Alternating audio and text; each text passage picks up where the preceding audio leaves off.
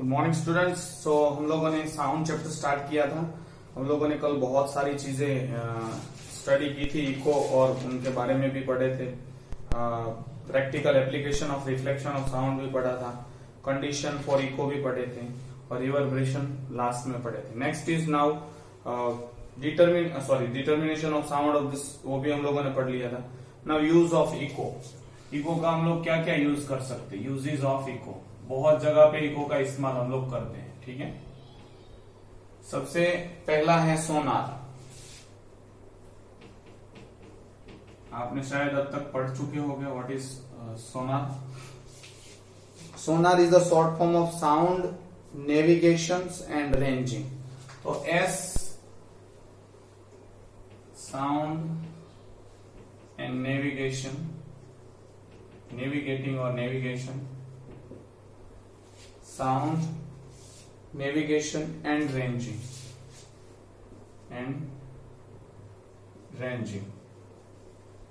तो SO sound होता है, नेविगेशन एंड रेंजिंग। ठीक है, तो इसका फुल फॉर्म दिया है ना। एक बहुत सिंपल चीज है, मैं आपको यहाँ पे सिर्फ दिखा देता हूँ, सिखा देता हूँ, बाद में हम लोग रीड करेंगे।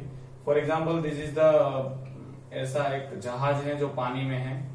ठीक है, उसका पानी के नीचे ये पार्ट, पानी के नीचे, ठीक है, इतना पानी। नाउ मुझे डेप्थ ऑफ द सी, यहाँ पे बॉटम है, डेप्थ मतलब समंदर कितना गहरा वो मेजर करना है। तो यहां से कुछ सिग्नल सेंड करने के लिए कुछ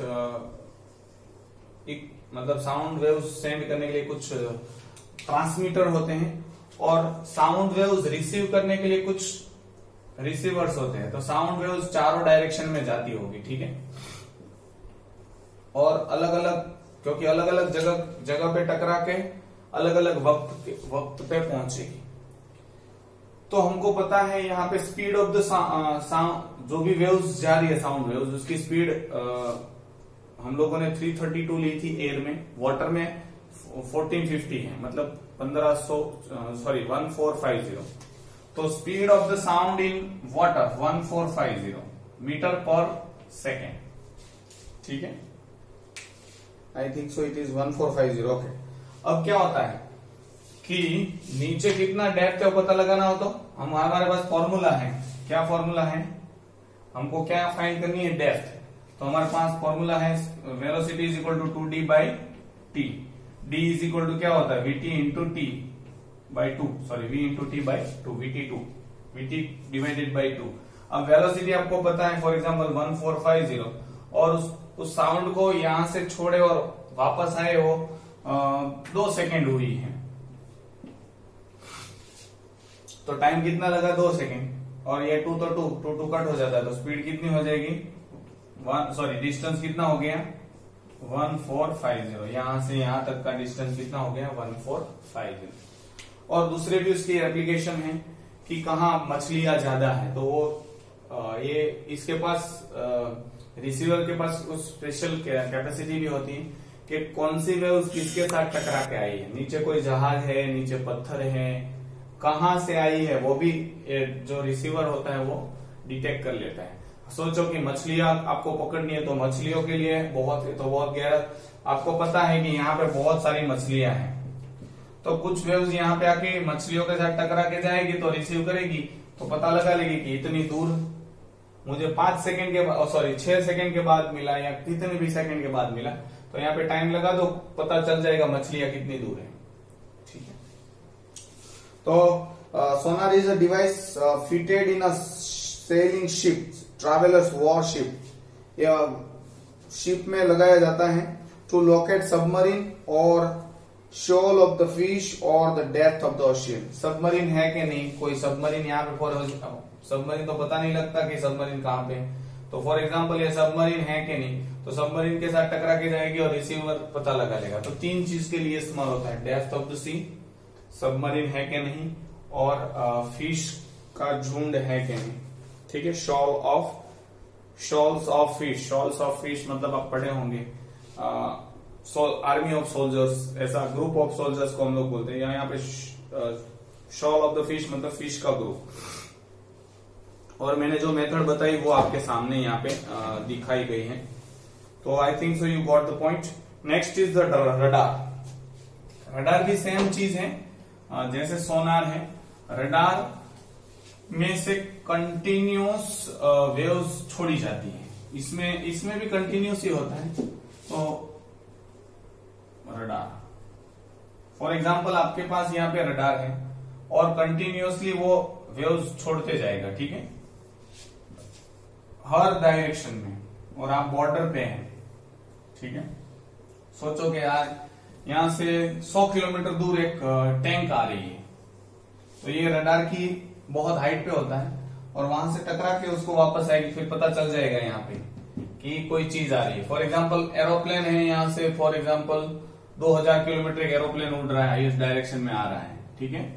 फिश सोच के, फिश नहीं है, ये एरोप्लेन है, ठीक है, मेरी तरफ से उड़ रहा है, तो ये यहां से जाएगा तो एरोप्लेन के साथ टकरा के तुरंत पता चल जाएगा, मतलब अभी 2000 किलोमीटर दूर है तो हमको पता चल जाएगा कि कोई चीज आ रही है। So that is the border पे सिक्योरिटी के लिए होता है, कोई आए उससे पहले पता चल जाता है। तो radar is a short form of radio detecting and ranging. तो इसका फुल फॉर्म है रेडियो डिटेक्टिंग एंड रेंजिंग। तो ये रेडियो है, ये डिटेक्टिंग है एंड रेंजिंग, ठीक है। Next, it is an instrument use to locate enemy aircraft और शिप। कुछ भी डिटेक्ट करना है, लोकेट करना है, कितना दूर है, अभी युद्ध चल रहा है और मेरे पास रडार है, तो मैं यहाँ पे पता लगाऊंगा इस, और यहाँ से साउंड वेव छोड़ेंगे, रेडियो वेव टकरा के वापस आएगी, रिसीवर्स होंगे इसमें, तो पता लग जाएगा कितनी दूर है मिसाइल टैंक, कितनी दूर शिप है, कितनी दूर मिसाइल है, प्लेन है, वो सारी चीजें हमको पता चल जाता है। अब कॉनकेव ट्रांसमीटर होता है, mounted on a rotating platform sending radio waves in all direction. ये कॉनकेव जैसा होता है, radio waves on strike the aircraft और शिप, वो वापस आ जाते हैं, जो वापस आए हैं, which is mounted at a small angle. यहाँ पे ट्रांसमीटर भी होता है और रिसीवर रेडियो वेव्स वाला भी होता है।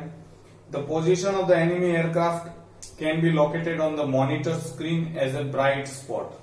मॉनिटर में पता लग जाता है कितना दूरी पे है। फॉर एग्जाम्पल ये है और एक बहुत दूर है और एक यहाँ पे है, तो यहाँ पे पता चल जाता है कि ये नजदीक है, ठीक है।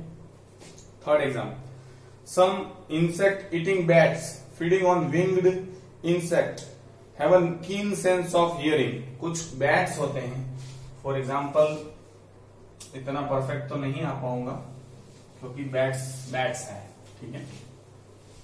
फॉर एग्जाम्पल ये बैट्स जैसा आपको लग रहा होगा, ठीक है, और ये उड़ रहा है, जो भी हो, इसके यहां पे कुछ वाइब्रेशंस होते हैं जो साउंड सेंड करते हैं, ठीक है, हर डायरेक्शन। फॉर यहां पे फॉर एग्जाम्पल तितली है, फॉर इंसेक्ट है कोई, चलो ठीक है, तो ये वाइब्रेशन इसके साथ टकरा के तुरंत जाएगा क्योंकि स्पीड बहुत हाई होती है, ठीक है, तो उसको पता चल जाएगा कि यहाँ पे कोई चीज खाने की है, वो तुरंत आ जाता है। दूसरा, फॉर एग्जाम्पल आप यहाँ पे खड़े थे, आप बड़े शैतान हो, ठीक है, और आपने हाथ ऐसा रख दिया कि आपके साथ ये टकराए। बहुत बार ऐसा होता है, सामने से आ रहा है, ऐसा करते हैं हम लोग, आप शायद आप तो डर जाते होंगे, हम लोग तो करते थे, तो ऐसा करोगे तो बाजू में से निकल जाएगा, तो आपने ऐसा किया तो बाजू से होके निकल जाएगा। क्यों ऐसा है? क्योंकि वो साउंड वेव्स कंटिन्यूअसली इमिट करते रहता है, तो और रिसीव भी करता रहता है, तो वो अंदाजा लगा लेता है कि यहाँ पे, इसीलिए आपने दीवार पे देखा होगा, ऐसा करके चले जाते हैं, तुरंत वापस आते हैं, ऐसा करके फिर चले जाते हैं, कंटिन्यूअसली। कभी बहुत रेयर केस में टकराते हैं चमगादड़। तो this is what the use of eco.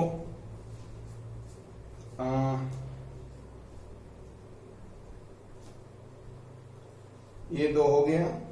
Bye using their ear, उसके ईयर है वो सुन सकते हैं, वो जो उन्होंने साउंड वेव्स छोड़ी है वो, ठीक है, ट्विटरिंग साउंड जिनको हम लोग बोलते हैं, हाई पिच का होता है जो हम लोगों को नहीं सुनाई देता, ठीक है, अल्ट्रासोनिक साउंड होता है।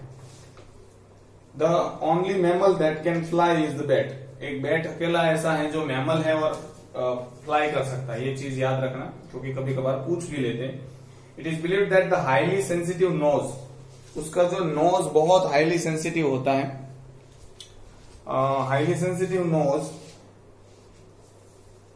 Bat acts as a recorder and picks up the air vibration set in motion by the movement of other animals and also the vibration reflected from the stationary object through continuous vocal utterance. तो देखो यहां से मैं ऐसा करूंगा तो हवा का वाइब्रेशन वो पहचान लेगा, उसका नोज बहुत सेंसिटिव होता है। दूसरा, और खुद भी आवाज कंटिन्यूसली निकालता रहता है, वो भी रिसीव करता रहता है, मतलब 2-3 चीज कंटिन्यूस उसको सही मैसेज दे पाते हैं। अल्ट्रासोनिक होता है जिनकी हाई पिच होती है जो हम लोग नहीं सुन सकते। Vocal sound made by the bats have the frequency ranging from 50 to 50,000 hertz पर सेकेंड। एक सेकेंड में उसकी इतनी बार हो, मतलब इतना फ्रीक्वेंसी, तेज फ्रीक्वेंसी मतलब 1 सेकेंड में कितनी बार वाइब्रेशन करेगा। तो यहाँ देखो 50 से 50,000, हम लोग 20 से 20,000 तक सुन सकते हैं। वो बियॉन्ड 20,000 अप टू द 50,000 देखो 30,000 और उनके पास रेंज है। The bat also have relatively deeper voice, which we hear as a high shrill shriek. It appears that the nose and ears of the bats are important factor in the radar-like operation. तो यहाँ पे उनका nose और ear दोनों काम करता है। Sound waves ear वापस कलेक्ट करेगी और अगर दूसरा आजू बाजू में कोई डिस्टर्बेंस है एयर का या कोई भी चीज का, तो नाक उसको बता देता है। Next is dolphin are aquatic animal related to whales. They make all sorts of sound. Dolphin whale जैसा ही है, उनके फैमिली में ही आता है और बहुत सारे टाइप के साउंड वो प्रोड्यूस करता है। grunts, chirp, squeak, with which they are known to communicate with each other. वो दोनों बातें भी करते हैं, हमारे बारे में जोक्स मारते होंगे। देखो आगे यहाँ ऐसा, आपका मुंह देख के तो और हंसने लगेंगे कि बंदर कहाँ बन गए इंसान है। They have a sound sensing system which enables them to find objects underwater with a great accuracy. उसके पास भी कुछ साउंड सेंसिंग होता है, तो कोई भी ऑब्जेक्ट पड़ा है तो वहां वो साउंड वेव स्ट्राइक बेट की तरह या फिर रडार की तरह या फिर सोनार की तरह ही एक्ट करता है। ठीक है। Echo are use by trawler man for locating fishes. Fishes के बारे में हम लोगों ने बताया था, फिशिश, ठीक है, shoal of fishes. Ultrasonic sound were sent into the water from the ultrasonic vibrator fitted in the travelers. If these vibrations strike a fish, they are reflected back to the travelers. Travelers pick the special receiver होता है, time पता लग जाता है तो पता लग जाएगा कि कितना दूर कोई भी मछली है, तो उसको जाल में फंसाने के लिए। ठीक है। Next is echo are use by the army to locate the gun position of the enemy. Echo का ये रडार के जैसा ही मैंने बोला था कि रडार में भी और गन का कितनी है उनके पास हथियार। कभी कभार मुठभेड़ हो जाती है, फॉर एग्जांपल आतंकवादी और सैनिकों के बीच में, फिर वो पता लगाना है कि उसके पास कितनी गन है, तो ये special types of sound wave send करते हैं जो सिर्फ जिस मेटल से गन बनी है वही उसको रिफ्लेक्ट कर पाएगा। आप बोलेंगे कि सर वहां तो झाड़ियां और पहाड़ और पेड़ पौधे होते हैं, तो इतनी फ्रीक्वेंसी वाली होती है, पेड़ पौधों से वापस नहीं आएगी, सिर्फ और सिर्फ उस मेटल जिनसे गन बनती है उसके साथ टकरा के आएगी, तो पता चल जाएगा कितनी कैलकुलेशन भी हो सकता है सामने वाले के पास कितनी गोलियां हैं और कितनी गन है। अब तो बहुत आगे बढ़ चुके हैं हम लोग। Geologist for mineral prospering. Mineral sound waves भी पता लगाती हैं कि किसके साथ टकरा के आई, तो साउंड वेव्स अर्थ में डालेंगे, पता लगाएंगे पेट्रोल के साथ टकरा के आई है कि लोहे के साथ टकरा के आई है। कोई भी मिनरल ढूंढते हैं इस तरह से, सोना कैसे ढूंढते हैं, तो यही होता है इसके पास इंस्ट्रूमेंट। हर जगह पे खड्डा करते रहेंगे तो सोना नहीं मिलता है, उनको कहीं पे लगता है यहाँ पे सोना है, they will try and succeed. Echo produce by ultrasonic waves are use for imaging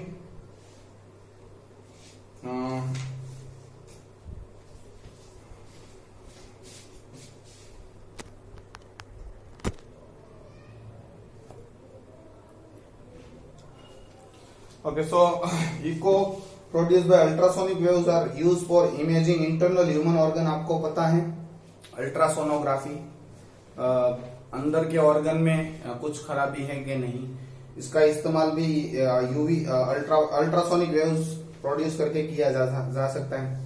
for example prostate gland, womb, pregnant lady को आपको पता है सोनोग्राफी करवानी पड़ती है, ये भी वही है अल्ट्रासोनिक।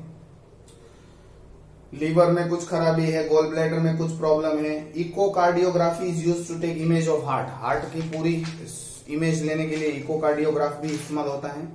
सो उसके बाद कुछ न्यूमेरिकल्स दिए हैं, वो जरा आप ट्राई करना, बहुत इजी है। यही फॉर्मूला है v is equal to 2d/t। इसी से सारे के सारे न्यूमेरिकल सॉल्व हो जाएंगे। आई थिंक सो कहीं पे भी कोई नया फॉर्मूला लगाना नहीं है। फिर भी जिसमें डाउट हो जरा ऐसे ही रखना। तो ये यहाँ पे खत्म होता है। Next we are studying natural और फ्री वाइब्रेशन। नेक्स्ट वीडियो में हम लोग पढ़ेंगे।